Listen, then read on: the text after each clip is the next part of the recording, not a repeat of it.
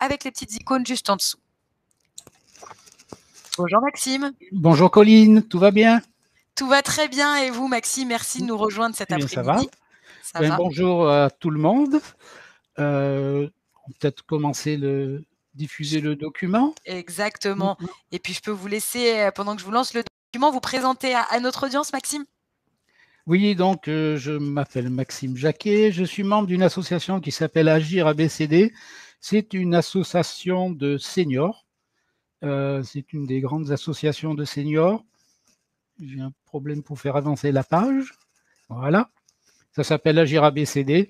Bon, c'est un peu compliqué. On a un site qui s'appelle agirabcd.eu parce qu'on est dans un mouvement européen. Alors, nous sommes 2600, peut-être un peu moins en ce moment suite du Covid, parce qu'on a des bénévoles qui ont un peu décroché.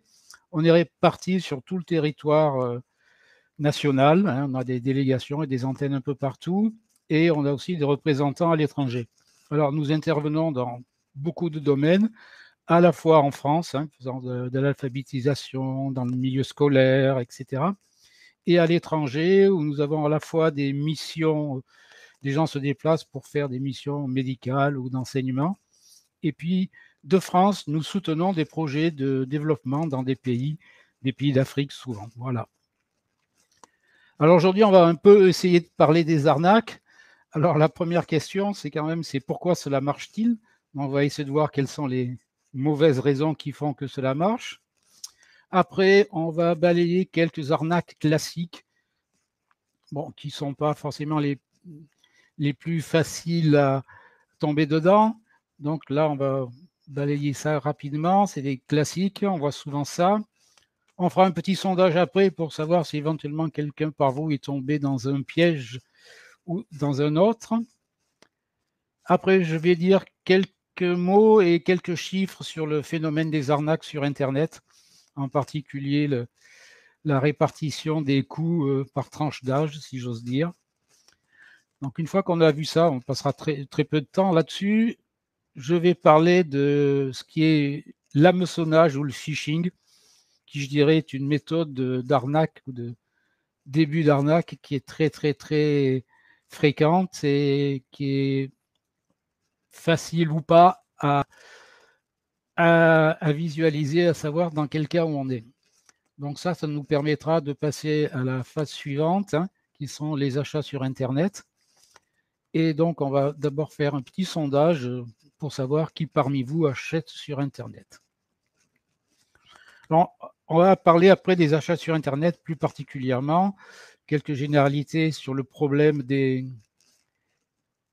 liés aux achats sur Internet, quel est le niveau de sécurité qu'on peut attendre.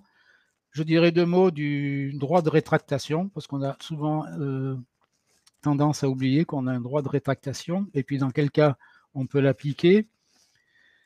Après, on verra comment identifier les sites qui sont sûrs et comment aussi sécuriser nos comptes quand on était obligé de créer des comptes. On parlera aussi de ce qui ont mis en place les banques suite à une directive européenne pour sécuriser les achats et authentifier l'acheteur. Et puis après, on verra quelques points généraux, comment se protéger en général quand on a un ordinateur. Le document, la présentation se termine par une liste de sites et d'adresses utiles que l'on peut consulter ou auxquels on peut faire appel en cas de problème. Bien, je pense qu'on peut commencer. Alors, un petit mot d'abord, on n'est pas là pour se faire peur, plutôt au contraire, c'est plutôt essayer de se rassurer et puis de trouver comment on peut faire pour éviter d'être arnaqué. On est là donc pour partager des conseils. C'est des conseils qui s'adressent à nous, là, qui assistons à la conférence ou qui la faisons, mais c'est des conseils qu'on peut partager avec enfants, petits-enfants et parents. C'est des informations à diffuser. Alors, les arnaques. Pourquoi cela marche-t-il? Alors déjà, on est face à des gens qui sont extrêmement entraînés, qui sont extrêmement astucieux, qui ont l'habitude et qui ont une imagination débordante. Donc là, on est face à des situations qu'on ne connaît pas forcément et qui, je dirais, se renouvellent quasiment tous les jours. Il en sort tous les jours de nouvelles arnaques. Alors ça, c'est du côté des arnaqueurs. Et puis, il y a un autre côté à nous. Alors, on fait appel à notre gentillesse, donc on peut être très confiant ou gentil. Et puis, on peut être crédule, on nous promet des choses, donc on les croit. On peut aussi se laisser séduire. Hein. Et puis, on est parfois mis dans un moment de faiblesse. On va voir comment. Et puis, il faut bien s'avouer, des fois, on est tenté par une belle affaire qui, en fait, se révèle ne pas en être une. Donc, voilà, je dirais les motivations principales qui font qu'on peut tomber dans les arnaques. Donc, des arnaqueurs extrêmement entraînés et très malins, mais on verra qu'ils ont aussi des défauts que l'on peut détecter, et puis toutes nos qualités qui peuvent devenir des points sensibles, des défauts quoi, dans certaines circonstances.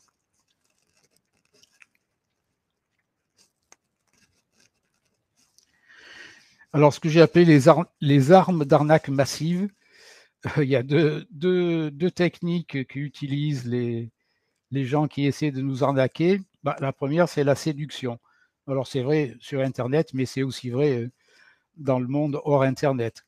Donc, c'est les beaux discours, c'est les offres alléchantes. Sur Internet, vous pouvez trouver face à des sites qui ont l'air extrêmement professionnels ou qui sont des imitations très, très crédibles de sites, je dirais, corrects, en particulier pour des sites de banque ou de sécurité sociale ou même des impôts. Donc, le but, là, c'est évidemment de créer de la confiance pour nous faire perdre nos moyens petit à petit. C'est la première arme des arnaqueurs. Alors, la deuxième, c'est à l'inverse, c'est nous mettre la pression, donc nous parler d'urgence, nous faire face à des détresses, ou nous mettre dans des situations d'urgence, ou nous faire croire à des situations d'urgence, et même jusqu'à la menace. On va avoir un cas de menace qui est assez récent. Donc là aussi, le but, c'est de créer du stress pour nous faire perdre nos moyens. Alors, il y a aussi la combinaison très subtile des deux, c'est-à-dire on peut vous mettre dans une situation de stress et puis après, entre guillemets, vous sauver et vous tomber dans la séduction. Alors, j'ai vu ça récemment, c'est une arnaque pour les achats de voitures d'occasion sur Internet. Vous avez vu la voiture de vos rêves, donc vous vous décidez à l'acheter et là, oh, surprise, on vous annonce qu'elle a déjà été vendue. Donc là, vous êtes très stressé, vous ne savez pas quoi faire. Et miracle, on vous propose une voiture de substitution, mais il faut peut-être se méfier, elle n'est peut-être pas aussi belle que celle dont vous avez rêvé auparavant. Donc la méfiance. Alors on va voir quelques exemples d'arnaques classiques qui sont là depuis assez longtemps. Mais là, j'ai quelques exemples récents. L'affaire du siècle. Alors, on vous propose, ça s'est fait sur Facebook, une offre absolument ahurissante. Vous allez acheter, là, vous savez, un de ces robots cuiseurs connectés à Internet, etc., pour la somme de 1,95 €, ce qui est absolument stupéfiant. Et on vous explique que c'est parce que le magasin vendeur a été en procès avec le fournisseur, etc., et qu'ils veulent vider leur stock. En plus, vous avez quelque part à côté un message qui vous explique que la personne a attendu un peu sa livraison, mais qu'elle l'a bien reçue. En fait, vous allez donc rentrer vos coordonnées bancaires pour payer les 1,95 €, mais ce que vous n'avez pas vu, c'est qu'il est écrit dans un coin, en gris clair sur fond blanc, que vous souscrivez à un abonnement de 65,85 € par mois. Et on vous dit aussi, mais là c'est écrit tout petit, que vous avez 3 jours pour vous désister, ce qui n'est pas légal non plus. Donc attention aux offres merveilleuses. Hein. Il n'y a pas de miracle. Deuxième exemple, alors celui-là, il est un peu caricatural, mais apparemment, ça peut marcher, c'est l'héritage fabuleux. Alors le contexte est le suivant, vous avez une personne qui est à 2 doigts de mourir, qui dispose d'une somme d'argent importante et qui vous envoie un mail à vous parce que, je sais pas, elle vous a trouvé sympathique sur Internet ou quelqu'un vous a parlé de vous. Et donc, elle vous dit qu'elle vous fait don de son héritage. Alors ici, vous voyez, c'est quand même pas rien, hein, 700 000 €. Donc, bon. Et qu'est-ce que vous allez faire? Donc, alors, comment ça se termine? En général, soit on va vous demander vos coordonnées bancaires pour en faire un mauvais usage, ou autre méthode, c'est quand on vous dit, bah oui, vous allez toucher les 700 000 euros, mais d'abord, il y a des frais de notaire. Donc, à ce moment-là, on vous demande de demander en relation avec notaire ou pseudo-notaire, et vous allez débourser quelque argent que vous ne reverrez jamais, et vous ne verrez bien entendu jamais l'héritage. Donc ça, c'est un classique. Alors, autre cas, c'est la menace. Alors ça, c'est un exemple tout à fait très désagréable qui vient de sortir récemment. En fait, vous recevez un message de la gendarmerie et on vous menace parce que vous êtes soupçonné de pédocriminalité, pas le moins. Donc là, je n'ai pas très compris d'ailleurs à quoi ça pouvait mener, hein, si on vous demandait de l'argent ou quoi. Mais donc, vous voyez, ce genre de message, là, il est assez terrifiant et il peut vous amener à des gros ennuis. Un dernier exemple, c'est le PC qui se bloque. Alors, il y a diverses raisons. C'est la fausse panne. Donc, vous avez un écran tout bleu, là, qui est l'écran de panique. On vous explique qu'il ne faut pas redémarrer votre PC, etc., etc. Mais, étrangement, apparaît un numéro de téléphone que vous pouvez appeler pour vous dépanner. Alors, il y a deux cas. Soit le numéro de téléphone, c'est simplement un numéro surtaxé sur lequel vous avez patienter pendant très longtemps et votre compte va être débité très rapidement. Ou alors, vous appelez quelqu'un qui va vous demander des sommes extravagantes pour dépanner votre PC. Alors ça, il n'y a pas grand-chose à faire, c'est pas très compliqué. Vous arrêtez toutes vos applications en utilisant une touche qui n'est pas très connue, qui s'appelle Alt F4, c'est-à-dire Alt, touche de fonction F4. Ça permet d'arrêter les applications dans quasiment toutes les circonstances. Après cela, vous éteignez votre PC et puis vous le redémarrez. Et en général, vous n'aurez plus de soucis.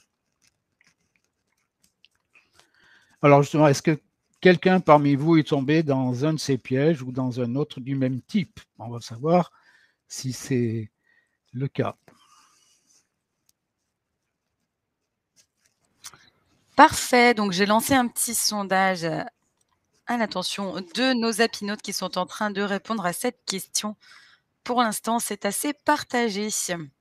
Allez-y, on vous laisse quelques secondes encore pour répondre.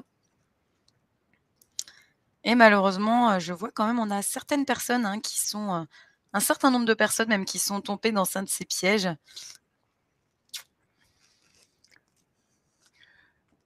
J'ai oublié de dire, il y a une variante aussi de l'héritage, c'est vous avez une personne de vos connaissances qui est en détresse dans un pays étranger, qui a besoin d'argent.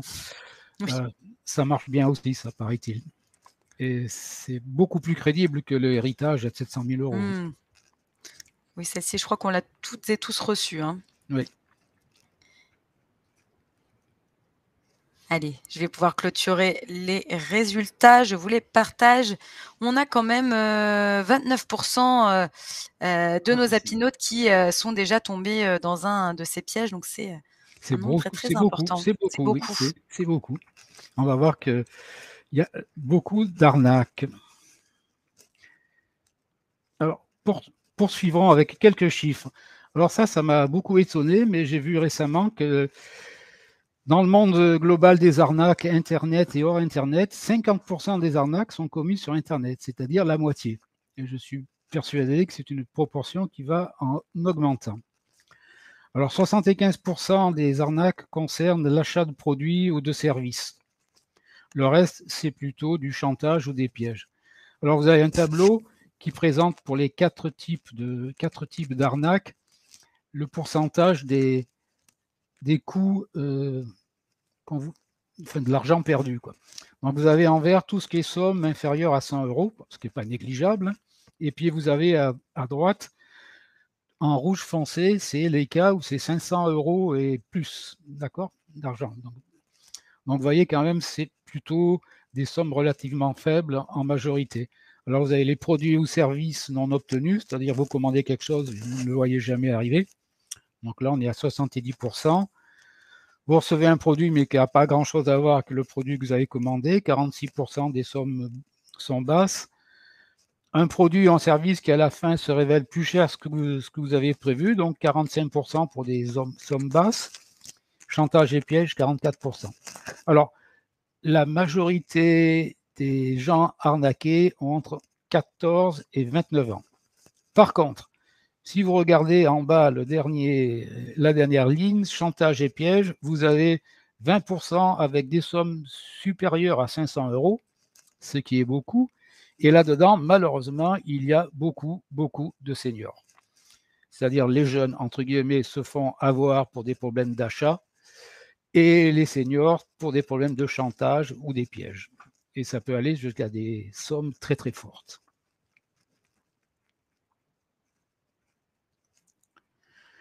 Je ne sais pas si vous avez des questions jusque-là. Pour l'instant, non, Maxime, on n'a pas de questions. D'accord.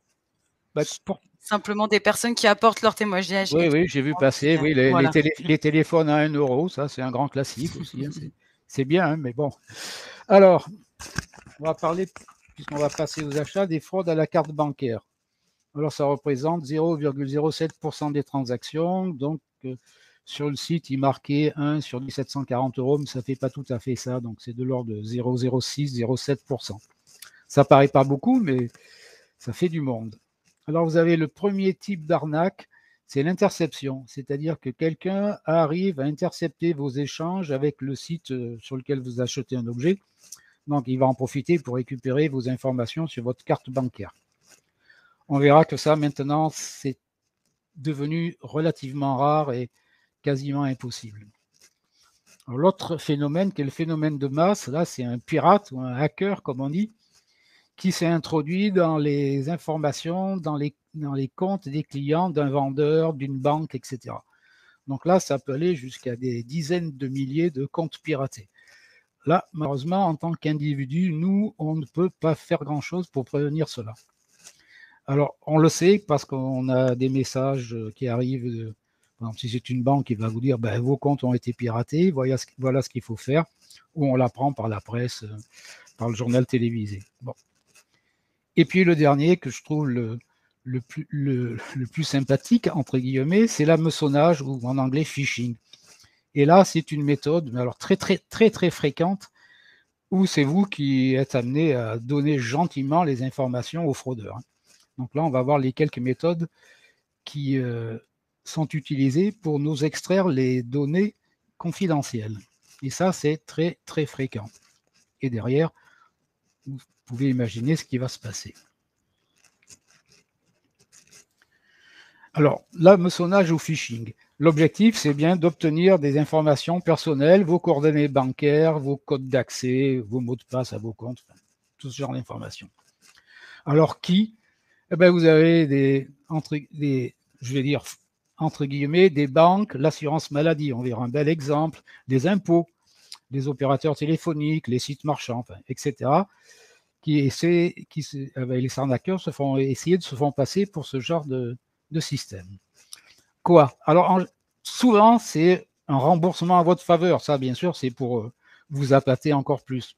Ou alors, il y a la menace, le retard de paiement, vous n'avez pas payé à temps, ou vos données, il y a un souci, il manque des informations, donc vous allez vérifier vos données, ou il y a une anomalie, ou votre compte a été bloqué. Voilà, donc c'est soit l'appât du gain, je dirais, soit quelque chose qui ne va pas bien. Alors la technique, il y en a deux, mais c'est tous par mail. Vous recevez un mail officiel qui vous demande de fournir des informations personnelles en vous connectant à un site. Donc c'est un site frauduleux, mais qui en général est très bien imité. C'est-à-dire vous allez recevoir un mail de votre banque qui va vous dire attention, j'ai un problème à votre compte. Veuillez vous connecter à tel endroit. Et puis là, bien sûr, sur le site, on va vous demander de remplir les données concernant votre carte bancaire. Deuxième méthode, c'est toujours associé au mail. Vous avez une pièce jointe. Et malheureusement, si vous ouvrez la pièce jointe, ben, ça va amener l'implantation d'un virus dans votre ordinateur. Si vous n'avez pas d'antivirus, qui lui-même va après exploiter vos données. Alors, quelques exemples. Voici un très très bien fait, c'est la Banque Populaire, donc logo de la banque. Nous avons remarqué quelques actions inhabituelles sur votre compte pour votre sécurité, rassurant. Nous l'avons bloqué temporairement. On continue, il n'y a pas de quoi s'inquiéter, etc. Il vous suffit de confirmer que vous êtes le propriétaire du compte. Là, je sens qu'on va vous demander votre mot de passe. Et vous voyez, télécharger le questionnaire 6 juin. Donc, soit vous téléchargez le questionnaire, peut-être qu'il n'y aura pas de virus dedans, mais vous allez remplir le questionnaire, vous allez renvoyer. Et là, il est déjà trop tard. Alors, les exemples, il y en a des milliers. En voilà un autre. Donc là, c'est Amélie, l'assurance santé. Il y a un problème lié à votre remboursement. Donc, comme les remboursements sont malheureusement fréquents, ça peut vous alerter. Alors là, ce message, lui, vous voyez le premier souligné rouge, il a quand même été identifié comme courrier indésirable par votre antivirus ou par votre outil de mail. Donc déjà, là, vous devez être alerté. Ce n'est pas toujours le cas. Hein. Et puis, je l'ai aussi souligné en rouge en dessous. Votre logiciel de mail vous affiche à gauche, je dirais, l'adresse de présentation. Et puis à droite, vous voyez entre les crochets l'adresse réelle. Et là, vous voyez .nl, l'adresse se termine par .nl. Donc, c'est une adresse qui vient de Hollande. Donc, il m'étonnerait qu'Amélie vous envoie des mails de Hollande. Autre signal, c'est à vous. Donc, vous voyez, il n'y a pas de destinataire. Donc, ça, c'est suspect. Dernier exemple, encore l'assurance maladie. Vous voyez, chère cliente, anonyme, donc déjà un peu douteux. Et alors, celui-ci, il est complètement bourré de fautes d'orthographe. Ça, c'est un bon signe aussi sur les arnaques. Les mails bourrés de fautes d'orthographe, il faut se méfier. Ça se passe par mail, mais ça peut aussi maintenant se passer par SMS sur votre téléphone. Très courant maintenant, c'est vous avez un problème de livraison, votre colis n'est pas assez affranchi, etc., ou il y a des problèmes de douane, etc. Souvent, on vous demande des sommes très très basses, 2,30 €, etc. Et le but est le même, c'est d'aller vous faire connecter à un site sur lequel on va vous extraire des données. C'est obtenir des informations confidentielles. À droite, il y a la même chose sur PayPal. On verra ce que c'est PayPal. On vous demande de vous connecter à un site qui ressemble à une adresse tout à fait plausible pour PayPal, mais qui est un faux. Alors, qu'est-ce qui peut nous mettre la puce à l'oreille? Déjà, vérifier l'adresse mail d'origine. Il y en a eu un il y a quelques années qui était très bien fait, c'était impôt.gouv.fr, c'est-à-dire qu'au lieu du .gouv.fr, il y avait gouv avec 2 V. Il fallait déjà le détecter. Si l'expéditeur est connu, et en fonction du texte, méfiez-vous quand même, vérifiez si vous pouvez. Ou alors c'est une demande qui vous paraît étrange, que votre dernier paiement a été rejeté, vous avez un problème à votre compte, ça vous paraît très étrange. On va voir comment traiter ça. Et puis les mails non personnalisés, le cher client, chère cliente banal, ou à vous, comme on l'a vu, et l'orthographe. J'ai fait exprès de mettre des fautes d'orthographe, il y a souvent plein de fautes d'orthographe. Alors, ne jamais suivre le lien, ni appeler le numéro indiqué, ni ouvrir les pièces jointes. Alors, c'est quelque chose qu'on devrait apprendre par cœur, c'est jamais aucun organisme légitime, banque, administration, fournisseur, etc. ne vous demandera par mail, par SMS, par téléphone, votre code de carte bleue, vos codes d'accès, de confirmation, vos mots de passe. Ça ne se produira jamais. Donc si par un moyen ou un autre, on vous demande ces informations, c'est qu'on est en train d'essayer de vous arnaquer. Alors, dès que vous avez la puce à l'oreille, que vous avez un doute, il faut contacter au plus tôt l'organisme dont est censé provenir le mail, par exemple. Vous le faites par téléphone, sur son site, si c'est possible. Si c'est une banque, allez à l'agence la plus proche. Donc, vérifiez toujours. D'accord. Alors, Internet, il a un côté positif, c'est que vous pouvez faire des recherches. Vous cherchez dans votre navigateur, dans votre Google favori, le texte du message ou l'origine du message, et souvent, vous allez voir apparaître que c'est une arnaque. C'était le cas du message là, de la gendarmerie précédent. Moi, j'ai googlé sur Internet et tout de suite est apparu des informations comme quoi c'était une arnaque et que les autorités compétentes niaient leur origine. Consultez aussi vos comptes régulièrement, hein, forcément quand vous avez des relevés, mais aussi si vous avez le temps de temps en temps. Alors, savoir maintenant, on va passer à l'achat sur Internet. Est-ce qu'il y a beaucoup parmi vous qui achètent sur Internet?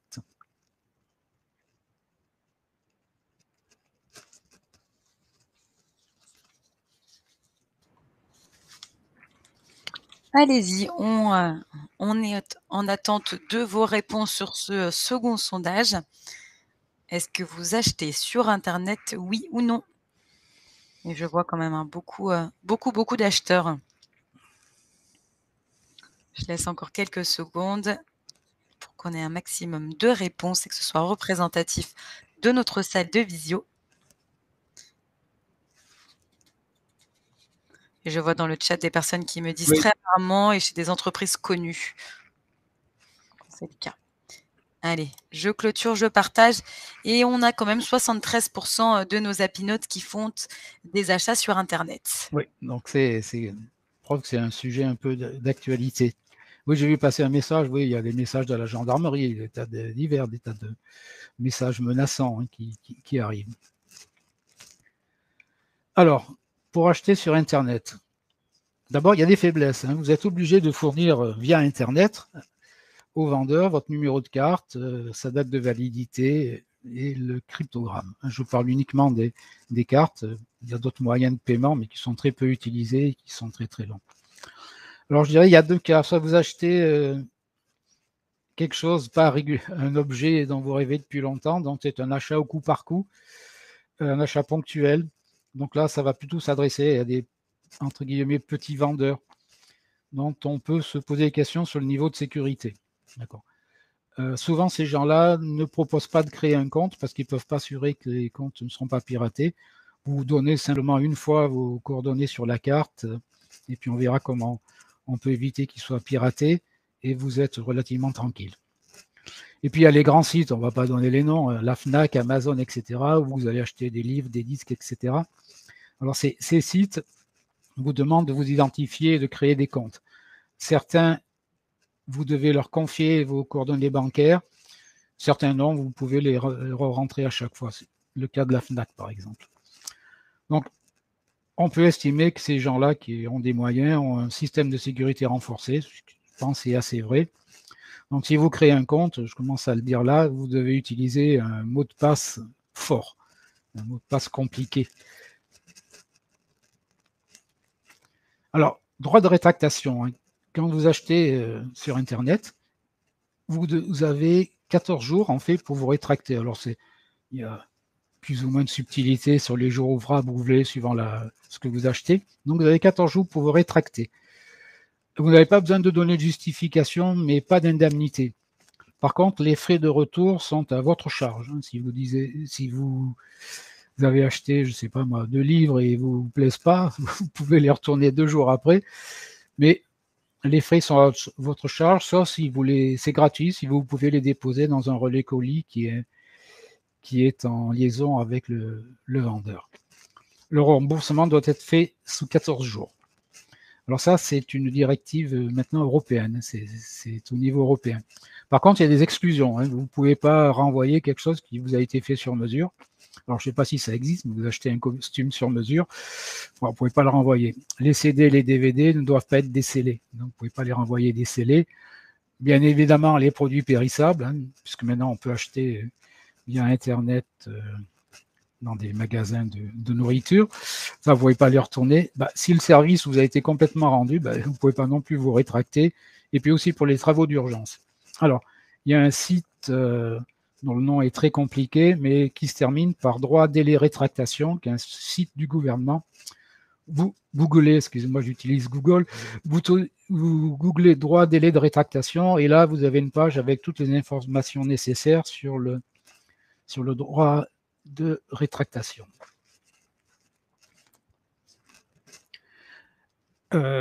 Alors, cas un peu particulier, les sites et les ventes d'occasion, qui sont quand même apparemment des beaux nids d'arnaque. Alors déjà, vous n'avez pas le droit de rétracter pour les occasions. Alors, ils offrent un certain nombre de facilités, les grands sites. Faites attention à la localisation du vendeur et ou de l'acheteur, si c'est vous qui vendez. Hein. Donc, si le vendeur ou l'acheteur est dans un pays lointain, soyez prudent. Ces sites offrent un système de notation. Bon, il vaut ce qu'il vaut, mais bon, vous pouvez regarder comment est noté la personne avec laquelle vous voulez acheter ou vendre, et puis les commentaires sur cette personne. Attention aussi aux frais de livraison, hein, parce qu'ils peuvent montrer très rapidement et c'est pas toujours très explicite. Ben, je dirais comme on a vu au début, les risques, c'est les produits non livrés, non conformes aux descriptions, ce qui est un peu plus facile dans le monde de l'occasion. Vous pouvez aussi avoir des faux mails de paiement, hein, c'est-à-dire quand vous allez recevoir un mail comme quoi l'argent vous a été versé et en fait le mail ne veut rien dire et l'argent n'a pas été versé. Bon, il y a même des arnaques extrêmement subtiles qui jouent sur les décalages entre les annulations de paiement entre les pays, enfin, en particulier dans la location de vacances. Alors, certains sites offrent un paiement sécurisé, c'est-à-dire qu'avec la garantie de paiement après réception. Bon, ça peut être utilisé. Si vous pouvez favoriser, je dirais, l'échange de proximité, livraison à domicile, l'échange par en liquide plutôt qu'en chèque. Voilà. Donc ça, c'est la problématique des sites de vente d'occasion. Alors, quand on l'achète sur Internet, comment savoir si le site est un site, disons, recommandable? Alors, il y a deux critères. C'est quand vous voyez l'adresse du site sur votre logiciel de mail ou votre navigateur plutôt, l'adresse doit commencer par HTTPS au lieu de HTTP tout court.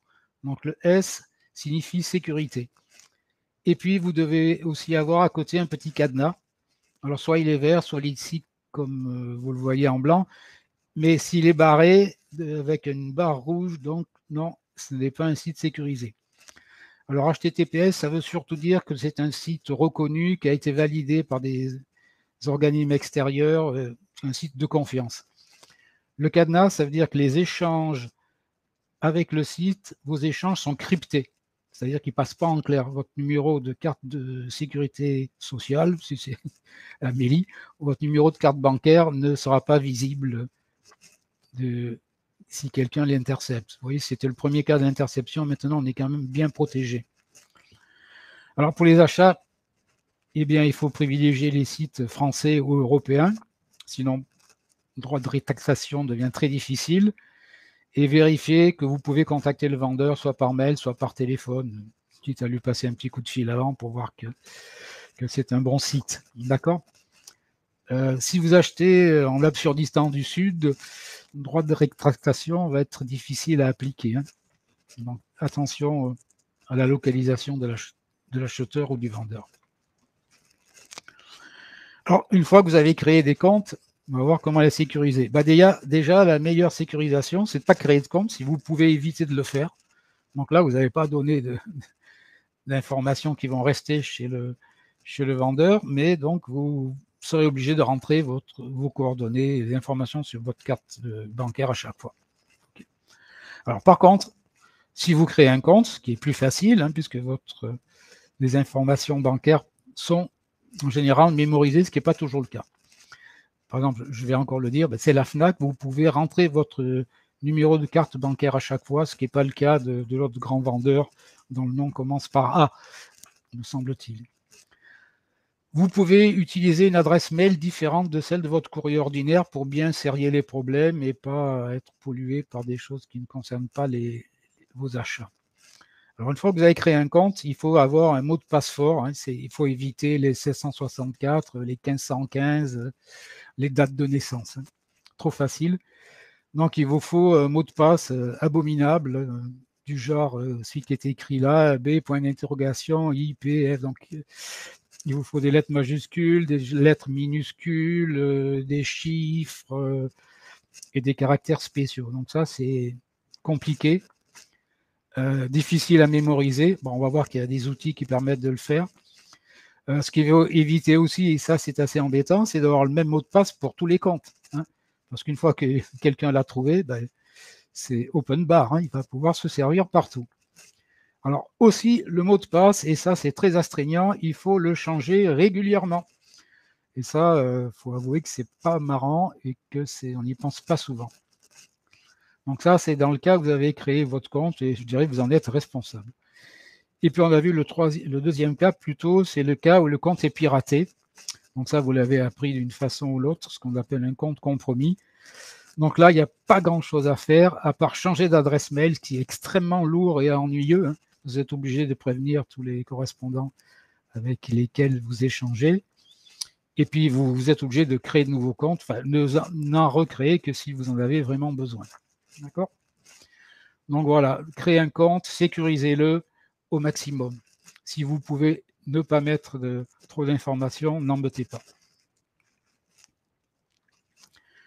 Alors maintenant, les banques, parce que c'est leur intérêt, hein, ont créé un système, c'est aussi une directive européenne, un système d'authentification, plusieurs systèmes d'authentification. Alors il y a le premier niveau qui doit dater de 2018, c'est l'identification par un code.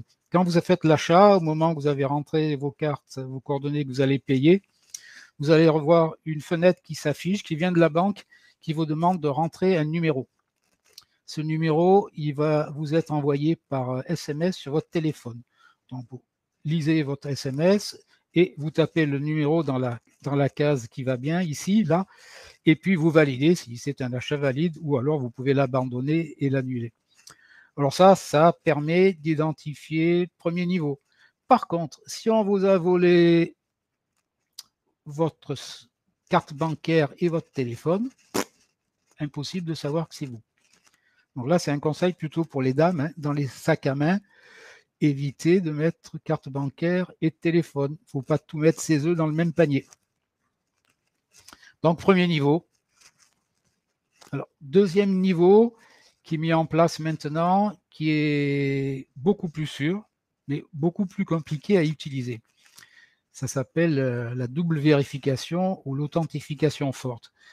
Il vous faut un smartphone, donc pas un téléphone mobile normal, l'application de la banque sur le smartphone. Au moment de l'achat, vous allez recevoir sur votre smartphone un message, ça s'appelle une notification, qui va vous demander de valider l'achat. Donc vous allez devoir faire deux choses. Déjà, vous connecter à l'application de la banque, en général avec un code, et vous identifier personnellement. Donc, soit par vos empreintes digitales, ou par reconnaissance faciale. Donc ça, c'est vraiment vous, sauf c'est comme dans les mauvais films de la mafia russe où quelqu'un vous a coupé le doigt et s'en sert comme pour rentrer vos empreintes digitales. Donc ça, c'est extrêmement sûr. Mais c'est très lourd, c'est compliqué à mettre en œuvre. Il faut dire, c'est un peu, puis il faut aller assez vite, donc c'est un peu compliqué. Mais c'est très très sûr. Alors ça, vous voyez avec votre banque quelle méthode il propose. Nouvelle chose aussi proposée par les banques, c'est la e-carte bleue. Donc c'est la carte bleue virtuelle et à usage unique. C'est-à-dire que via votre application, donc aussi sur le smartphone ou via le site de la banque, si vous êtes connecté à la banque, on va vous donner des informations sur une carte bleue virtuelle, numéro de code, numéro de carte, date de validité, cryptogramme, etc., qui est à usage unique. Donc vous pourrez vous en servir qu'une fois. Donc là, il y a le risque est très faible. Et vous utilisez ces sites pour procéder à l'achat. Une fois que l'achat est fait, cette carte, entre guillemets, disparaît complètement. Elle ne pourra jamais être réutilisée. D'accord. Toutes les banques ne le proposent pas. C'est payant. Alors, ça va de 0 € à, je dirais, moins de 20 €, sauf une banque bien française où c'est de l'ordre de 54 €. Donc, vous voyez, c'est un peu compliqué à mettre en œuvre. Ça assure vraiment la sécurité et c'est, je dirais, relativement cher. Bon marché. Autre méthode de paiement sécurisée, c'est via un site qui s'appelle PayPal, qui existe depuis très longtemps et qui, à ma connaissance, n'a jamais été violé, pénétré par des hackers et duquel on a tiré les informations sur vos comptes. Alors, vous pouvez passer par ce site, il faut vous connecter à ce site avec un mot de passe très fort, bien évidemment. C'est le site qui est le seul à détenir vos informations bancaires. C'est-à-dire, c'est lui qui assure le paiement vers le site sur lequel vous achetez quelque chose et qui après assure le transfert de l'argent de votre banque vers PayPal. Okay. C'est gratuit pour les achats, c'est payant si vous utilisez le site en tant que vendeur. Donc pour un acheteur, c'est intéressant, c'est assez sécurisant. Donc il faut avoir un compte, donc un mot de passe très très fort. Récemment aussi, il demande quand vous vous connectez, une authentification via le SMS, là, le premier type d'authentification dont j'ai parlé. Donc, c'est vraiment assez sécurisé, quoi. Je ne sais pas s'il y a des questions là-dessus, parce que c'est un peu difficile parfois à intégrer toutes ces méthodes de sécurisation. Alors, une petite question, Maxime, par rapport au paiement PayPal, on nous demande s'ils sont sécurisés. Je reviens A un petit peu en priori, oui. arrière. Je pense que oui. Hein, donc, est-ce qu'il y a vraiment, je vois que quelqu'un a dit c'est fait pire qu'en compte en faisant un paiement PayPal. Moi, je ne sais pas. Je n'ai pas entendu parler.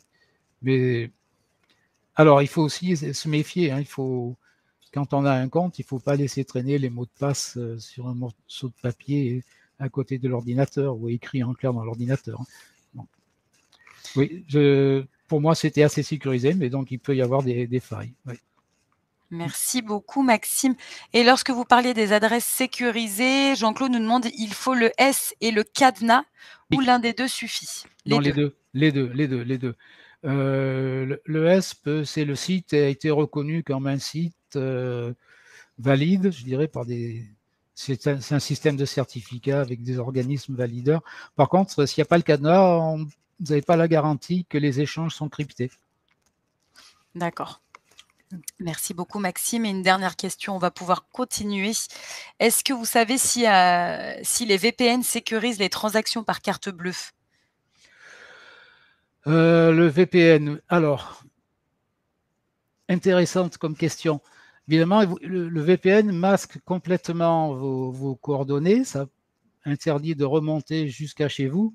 Par contre, ça ne scripte pas à ma connaissance, ça ne crypte pas les données. Donc, il faut toujours passer par le HTTPS et le verrou. Alors, le VPN, c'est aussi un moyen utilisé par les gens malhonnêtes. Et je pense que récemment, il y a beaucoup de sites qui se protègent des accès par VPN. Par exemple, vous pouviez avant utiliser un accès VPN pour aller écouter la radio ou la télé dans un autre pays en vous en passer pour un originaire du pays. Maintenant, ça devient très difficile. C'est-à-dire que ces organismes-là connaissent les adresses des serveurs VPN et ne permettent pas d'y accéder. Je pense que ça va venir, si ce n'est pas déjà le cas pour les vendeurs. Parfait, merci beaucoup, Maxime. On refera un temps de questions en fin de séance. Alors, après, comment se protéger?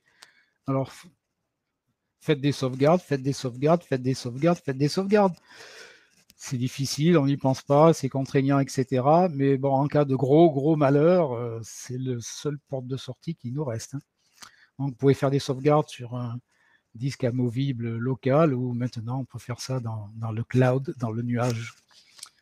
On verra qu'il y a des outils antivirus qui offrent ce service. Il vous faut aussi un bon antivirus. Alors, il y en a beaucoup. Les comparer, c'est à peu près comme comparer les abonnements de téléphone mobile. Quasiment impossible. Donc, ils offrent la protection contre les virus, c'est le moins qu'ils puissent faire. Et puis, ils gèrent des bases de données où ils mettent à jour les connaissances qu'ils ont sur les virus. Ils vont aussi prévenir les intrusions sur votre ordinateur. Par exemple, éviter que quelqu'un se serve de votre caméra, etc. Ils ont des compléments au navigateur pour détecter et bloquer les sites dangereux. Certains offrent des mécanismes de recherche sécurisés, donc vous pouvez refaire des recherches que dans un certain nombre de sites qu'ils estiment sûrs. Vous avez le contrôle parental aussi pour les enfants. Bon, maintenant, ils sont en train de grossir, d'avoir de plus en plus de services. Hein. Par exemple, le gestionnaire de mots de passe dont je vais parler, des outils de nettoyage du PC, d'amélioration des performances, les sauvegardes automatiques là, dans le cloud, et puis le service de VPN. Donc, ils ont tendance à grossir. Alors, les prix, ça va de l'antivirus gratuit à, je dirais, 90 € par an. Donc là, très, très difficile de s'y retrouver. Attention aussi aux offres. Hein. Ils vous offrent en général une première année ou 2 années à un prix d'abonnement bas, et ça peut monter très, très vite les années suivantes. Voilà. Mais c'est quand même indispensable. Donc là, j'en ai mis un certain nombre de noms. Norton, c'est probablement le plus cher. Bitdefender a aussi une bonne réputation. Voilà. Donc là, c'est très difficile de s'y retrouver. Alors certains offrent le système de gestionnaire de mots de passe, où vous pouvez trouver des outils de gestion de mots de passe qui sont indépendants des antivirus. Alors ça permet de gérer des mots de passe compliqués, nombreux. Donc ça les stocke, ça fournit un stockage sécurisé des mots de passe, en général dans le cloud. Pour y accéder à votre dictionnaire de mots de passe, il faut que vous ayez un compte avec un mot de passe très très fort. Ça contrôle la durée de vie des mots de passe, c'est-à-dire au bout d'un certain temps, vous dire, ben voilà, pour vous accéder à tel site, vous avez un mot de passe qui est vieux de plus de N mois, eh bien il faut le changer. Alors le faites ou pas, après ça continuera à vous alerter. Vérifie aussi la force des mots de passe. Hein, si c'est un mot de passe de 4 caractères, ça va vous dire que forcément c'est pas terrible. Ça permet de générer des mots de passe complexes qui vont stocker, mais je dirais que ça permet aussi souvent la connexion automatique au site. Donc vous n'avez même pas besoin de saisir ce mot de passe. Une fois que vous avez rentré l'adresse du site, vous allez vous connecter au site et vous allez apparaître là où vous devez rentrer votre mail, et puis le mot de passe s'est rempli automatiquement en cliquant sur un petit icône. Ce que j'appelle la connexion automatique au site. Ça peut mettre en place, vous pouvez demander un double contrôle pour l'accès au site critique. Si par exemple vous voulez accéder à un site que vous considérez comme critique, vous devez fournir le mot de passe du gestionnaire de mot de passe plus le mot de passe du site. Voilà, donc c'est un moyen de sécuriser. Ça évite d'avoir le mot de passe en doublon. Bah, l'inconvénient, c'est que vous avez des mots de passe assez compliqués à gérer. Et par contre, ça permet aussi de les exporter ou de les importer. Alors, en cas de malheur, vous devez déclarer la fraude à la banque au plus tôt. Vous avez 13 mois, si c'est dans l'espace européen, 17 jours, je pense, dans les autres pays. Vous pouvez le faire par téléphone, ou les banques ont souvent un site dédié maintenant sur lequel vous pouvez vous déclarer ça tout de suite. Vous pouvez porter plainte, vous devez porter plainte, et vous pouvez même faire maintenant une prédéclaration sur Internet. Mais attention, vous devez avoir respecté vos obligations de sécurité. Si vous avez confié votre carte et tous vos codes à quelqu'un que vous connaissez un peu, mais pas beaucoup, et qui s'en est servi, vous n'aurez pas beaucoup de recours. Et aussi contester un paiement valide, c'est une fraude aussi. Donc, ne tombez pas dans l'excès de la fraude. Alors, recommandation, gardez toujours accessibles les coordonnées de votre banque, soit des sites, numéro de téléphone, etc., etc. Ayez toujours ça dans un coin accessible, en particulier si vous êtes à l'étranger, pour pouvoir utiliser en cas de malheur. Alors, les adresses et les sites internet à connaître. On a encore un petit peu de temps. Alors, c'est des sigles assez sympathiques à apprendre. La DDPP, la Direction départementale de la protection des populations. Vous en avez une dans chaque département. Donc, l'adresse c'est ddp@le nom du département.gouv.fr. Par exemple, ddp@loire.fr. Et vous avez aussi une adresse mail.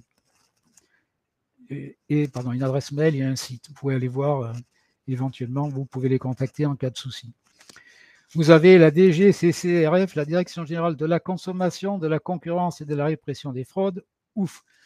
Donc, vous avez un numéro en 0809, vous pouvez appeler. Là, c'est plutôt pour obtenir des renseignements et des conseils. Et vous avez un site sur lequel vous avez aussi des informations.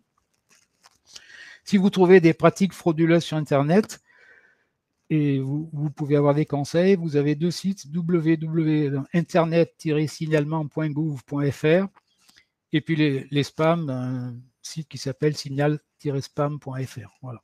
Bon, je dirais qu'après, ça dépend sur qui vous tombez. Droit de rétractation, j'en ai parlé tout à l'heure, donc économie.gouv.fr/particulier, soit droit de délai-rétractation, il n'y a pas le dièse à la fin. Un truc nouveau aussi qui est assez sympathique, ça s'appelle signalconso.gouv.fr. Donc vous pouvez, quand vous avez un problème, vous allez le signaler sur ce site. La signalisation du problème est transmise à la fois à l'entreprise en question et aussi à la répression des fraudes. Donc je pense que ça met une certaine pression sur l'entreprise pour résoudre votre problème. En cas de non-résolution, vous pouvez vous adresser à la répression des fraudes. Donc ça, c'est un système qui me semble intéressant. Je n'ai pas eu l'occasion de l'utiliser et j'en suis content, mais bon, c'est à essayer en cas de problème. Il y a un site dédié à fraude sur les cartes bancaires, ça s'appelle Perceval. Alors il faut pareil, ce moteur de recherche, vous cherchez Perceval, parce que l'adresse du site est un peu compliquée, mais enfin vous l'avez dans le document. Et pour porter plainte, c'est préplainte en ligne gouv.fr. Vous avez aussi un numéro, le 116 006, qui est un numéro d'aide aux victimes, sur lesquels que vous pouvez appeler en cas de souci. Alors, et je le répète encore, n'oubliez pas de noter les coordonnées de votre banque, numéro de téléphone et site, s'il y a et vos données de connexion aussi. Et le numéro aussi existe au site spécialisé pour la contestation des opérations de carte bancaire. Sachez quand même que les cartes bancaires, en cas de fraude avérée avec plainte, etc., sont obligées de vous rembourser. Peut-être. Voilà. Bon, je pense qu'on n'est pas loin de la fin. Voilà. Écoutez, s'il y a des questions, on va essayer d'y répondre. Merci beaucoup, Maxime. Alors, pour ceux qui trouvent que ça va un petit peu vite, vous inquiétez pas. Allez-y, Maxime, je vous coupe la parole. Oui, donc le document vous a communiqué. Alors, en plus, j'avais fait un document avec simplement les adresses. Je ne sais pas si vous allez pouvoir le mettre en ligne. Effectivement, j'avais mis en ligne le document avec les adresses et vous inquiétez pas, on aura le replay qui sera disponible ainsi que le document PowerPoint. Vous pourrez le télécharger sur Happyvisio. Oui. Voilà, c'est pour ça que je vous disais en début de séance qu'il n'était pas forcément nécessaire de prendre des notes puisqu'on vous donnera toutes les informations. Je vois un message de Coccinelle qui est très intéressant. Effectivement, j'ai oublié de le mentionner. Quand vous recevez un message suspect, vous utilisez votre logiciel de mail pour le faire passer dans les courriers indésirables, de façon à ce que vous ne soyez plus embêté par cette origine. Merci beaucoup. On nous demande ce que valent les antivirus gratuits. Est-ce qu'ils sont fiables?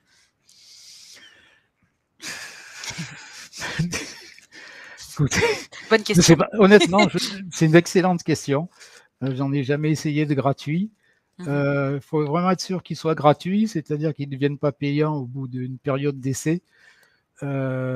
Écoutez, honnêtement, moi j'aurais plutôt tendance à dépenser un peu de sous.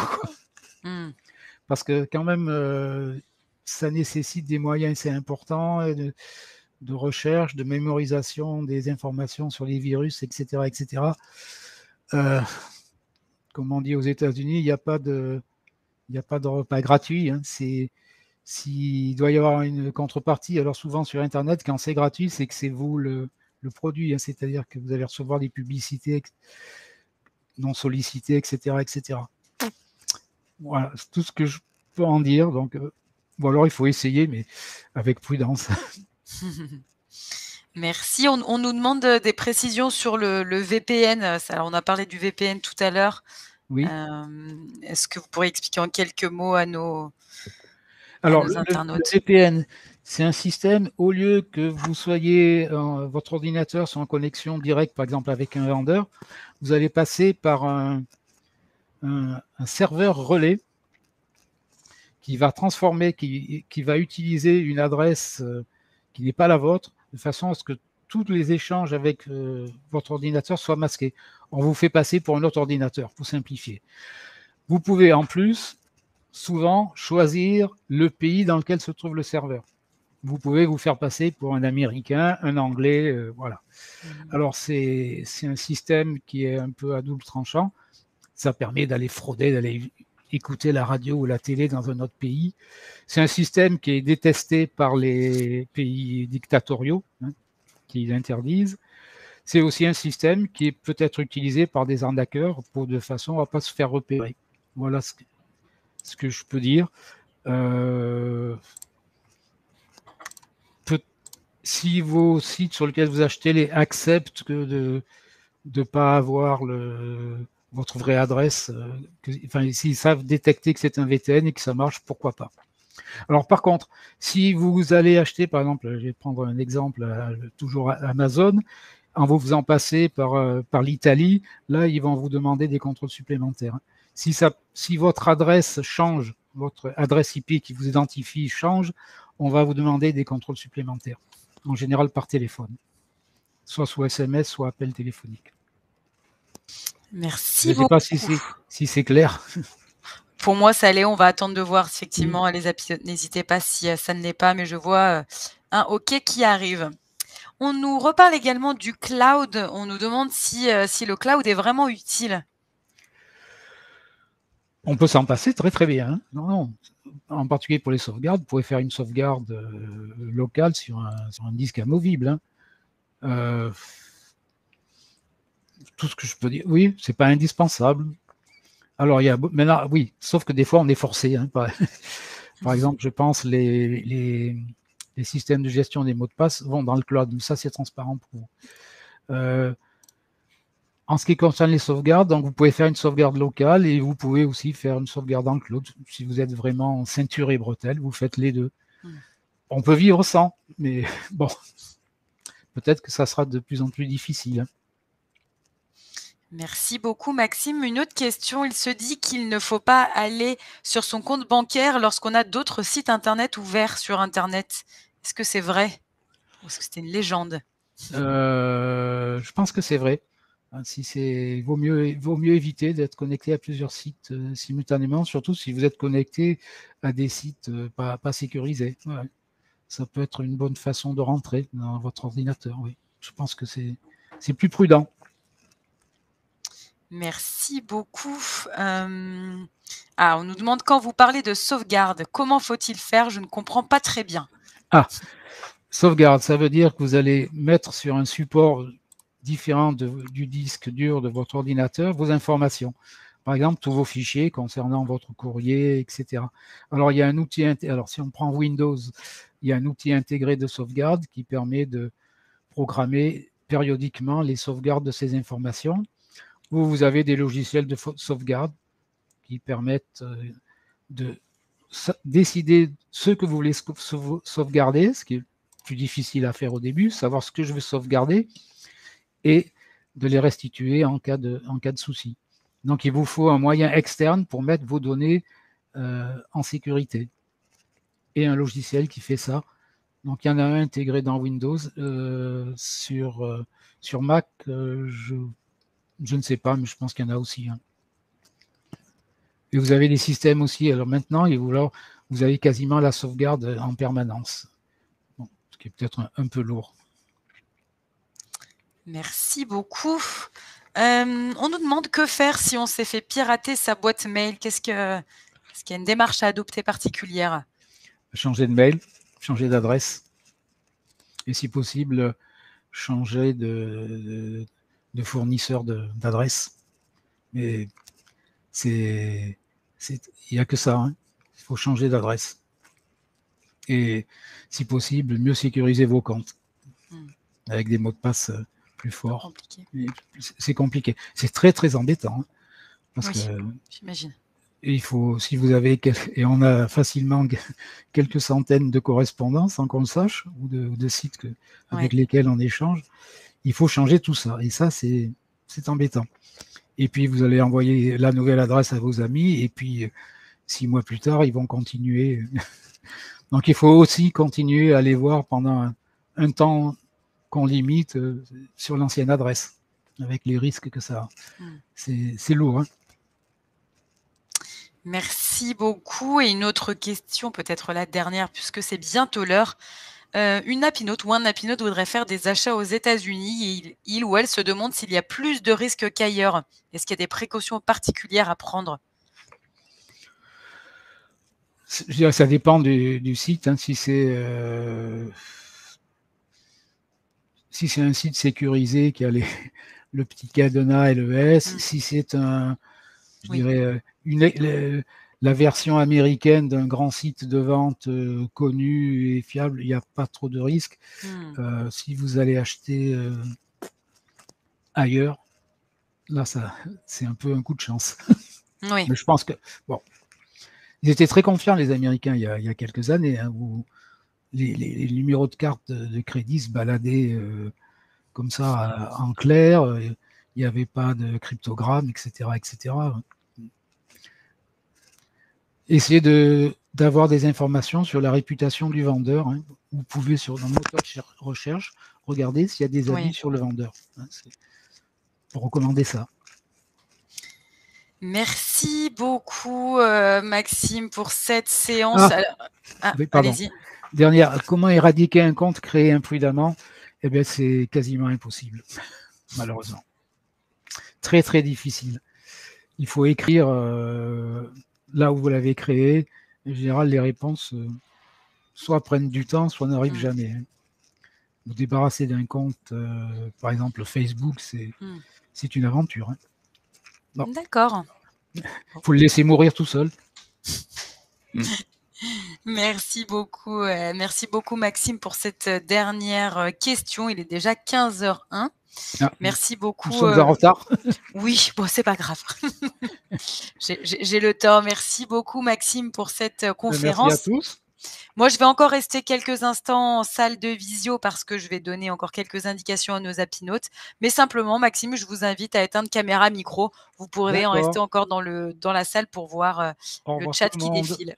Au revoir. Merci beaucoup. Au revoir.